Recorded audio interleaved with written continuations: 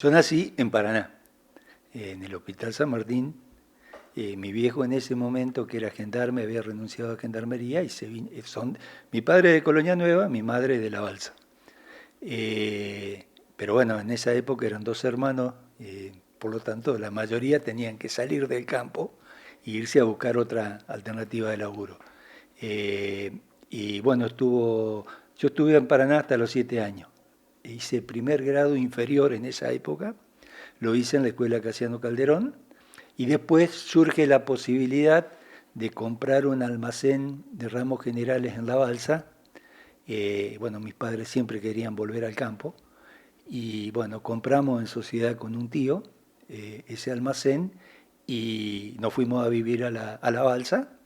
Hice el primer grado superior, lo hice en La Balsa hasta la escuela número 41, hasta que terminé la primaria. Ahí nos prepararon y nos fuimos a estudiar al Verdi. Con 13 años me fui a internar al Verdi.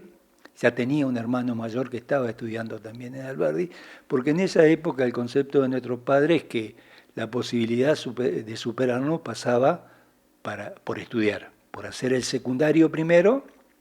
Y bueno, todavía nadie pensaba en la universidad, pero seguí en Alberdi hasta quinto año. Estábamos en el mes de mayo del año 1970, nos cambian el plan de estudio para recibirnos de maestro, teníamos que hacer un año más. Es decir, mi promoción tendría que haber sido 70, pero todos mis compañeros se recibieron en el 71. Y Alberdi fue la primer base, ¿no? El primer edificio que se ocupó para la nueva carrera, ¿no? De agronomía. En el año 70, ese año que yo me fui, empezó a funcionar una tecnicatura universitaria que dependíamos de la Universidad del Litoral, en Alberdi.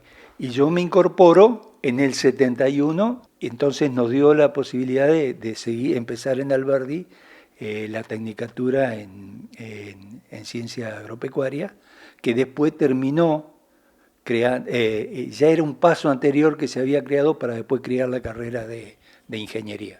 Así que fuiste de los primeros, de las primeras promociones de agrónomos de ya la facultad acá en Paraná.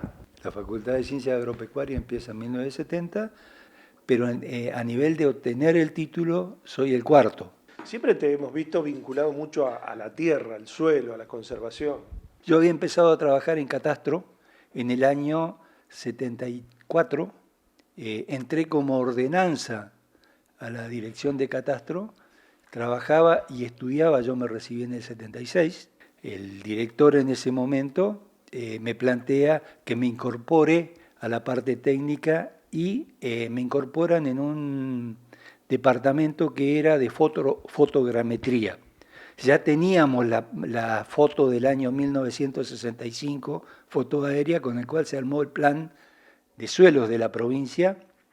Catastro accedió a esa foto y con esa foto y un aparatito que se llama estereoscopio empezamos a analizar los avalúos inmobiliarios rurales. Hicimos un trabajo en los departamentos La Paz, Feliciano y Federación, tomamos campos de más de 1000 hectáreas y empezamos a hacer los estudios aerofotográficos para determinar las características y los avalúos.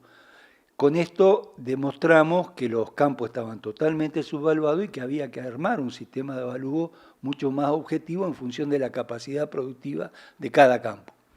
Esto, aunque ustedes no crean, va dando origen. Yo termino haciendo mi trabajo de tesis sobre esto, demostrando que hay que cambiar un sistema de subdivisión de la tierra, que era un decreto ley. La división de la tierra no te permitían dividir por debajo de 500 hectáreas, había que hacerlo en base a un estudio agronómico que determinara cuál era la unidad productiva. Ya el INTA había determinado las 32 zonas agroecológicas económicas que hoy siguen existiendo y se toman para el inmobiliario rural.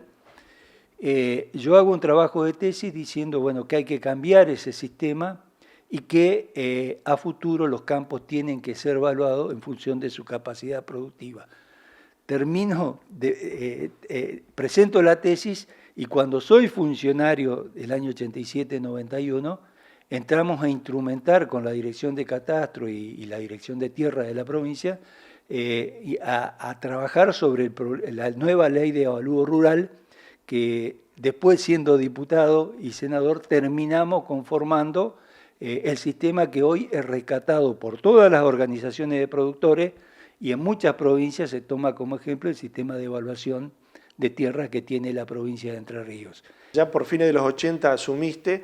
¿Cuáles eran los temas o los ejes de esos tiempos, las discusiones de esos tiempos? Porque, bueno, hubo después programas que todavía en algunos casos siguen vigentes, en el tema de sanidad animal, en el tema de agrupamiento de productores. ¿Cuáles eran los principales desafíos que se te plantearon? Yo entré en el año 78 a trabajar en el INTA, en la Agencia Paraná, con el ingeniero Gabón y el profesor Benvenuto, trabajando en todo el departamento Paraná con pequeños y medianos productores, fundamentalmente con sector tambero o pequeños ganaderos, donde se habían desarrollado toda una propuesta de prácticas agrícolas que permitían mejorar la producción, mejorar la rentabilidad y contener a la gente en el campo.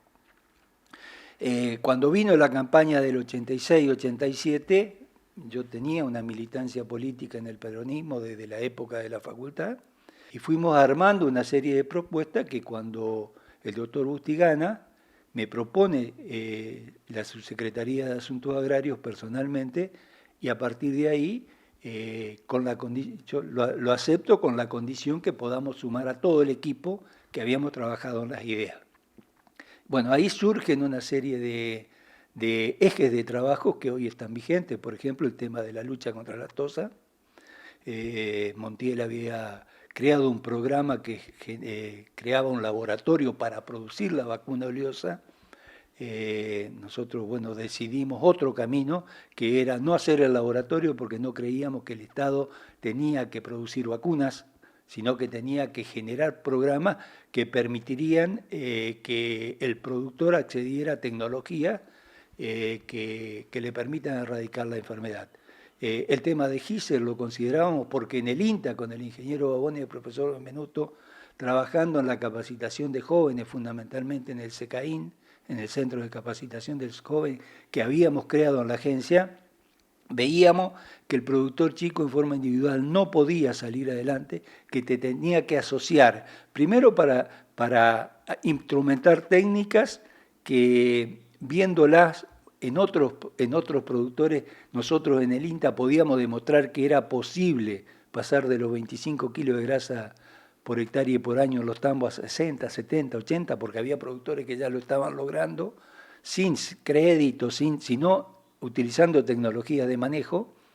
Esto teníamos ya varios grupos funcionando en el INTA. Cuando llegamos dijimos, bueno, tratemos de expandir un sistema para las distintas actividades, para la apicultura, para la ganadería, para la agricultura, para distintos tipos de productores, que nos permitiría avanzar, y surgió el proyecto GISER, que en algún momento, mientras nosotros estábamos en la función, llegamos a tener más de 1000 productores en la provincia.